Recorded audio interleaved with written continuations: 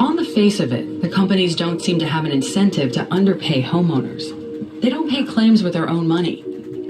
It's the government's money.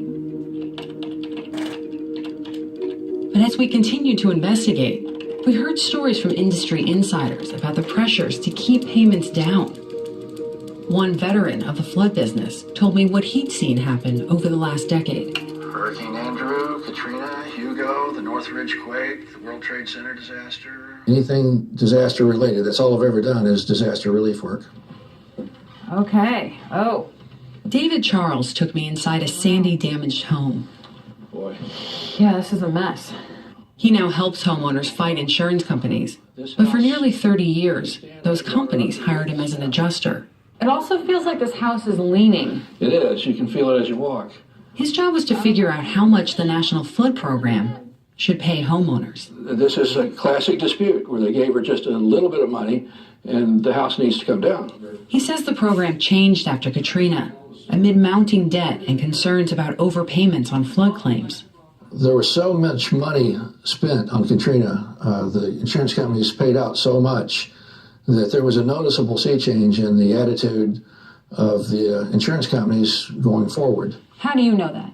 Well, I worked the claims, and I felt that coming down from middle management telling me how to operate. You were told to be stingy. No, not told to be stingy, but things that I used to pay for were being rejected. Every single change that they made reduced the cost. There was never anybody telling you to increase it. Why do you think they were doing this? To save money. They were getting tremendous pressure from Congress to tighten up everywhere that they could, and one of these was to make sure that there's no overpayments on claims. The pressure to tighten up intensified after Sandy, according to several other adjusters who agreed to speak with us. Yes. One of them was Jeff Coolidge, a manager who oversaw Sandy claims. What happened when you started adjusting claims in Sandy? Guidance was coming back from the carrier saying remove these items. So I would send those back to the adjuster saying remove, fine example, remove the fireplace. Fireplace, well, they need to have an expert come in. We'll put it on the insured or the policyholder to prove additional monies are owed.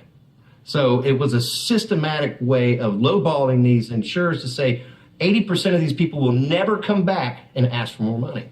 You're saying that your supervisors or the insurance companies that you worked for were telling you to pay homeowners less? Yes, and that was done on a wide spectrum.